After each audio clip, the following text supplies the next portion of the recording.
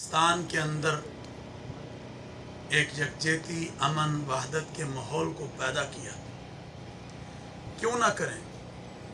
یہ پاکستان ہمارا ملک ہے جو لا الہ الا اللہ محمد الرسول اللہ کے نام پر وجود میں آیا۔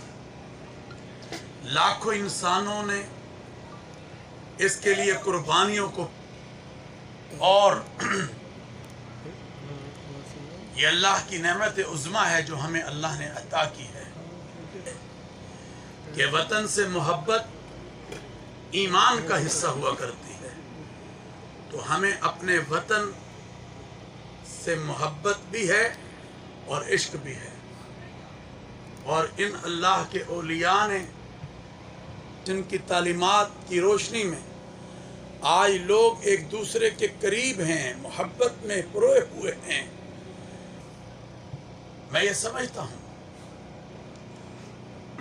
کہ آپ دیکھیں کہ کل ہی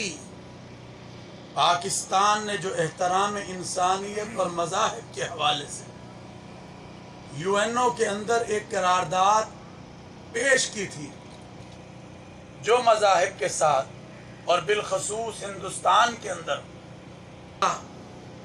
پاکستان کی وہ قرارداد، جناب گردیزی صاحب، وہ قرارداد اقوام متحدہ میں منظور ہو چکی ہے،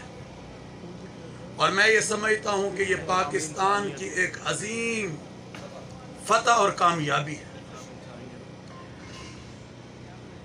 تو ساری دنیا جانتی ہے کہ آج ہندوستان میں مسلمان کوئی بھی مذہب وہاں پہ رہتا ہے تو اس کے ساتھ جو ظلم، زیادتی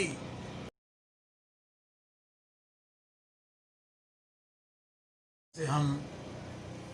مذہبی ہم آہنگی، رواداری و بین المذاہب ہم آہنگی کے حوالے سے درمیان اتفاق، اتحاد اور محبت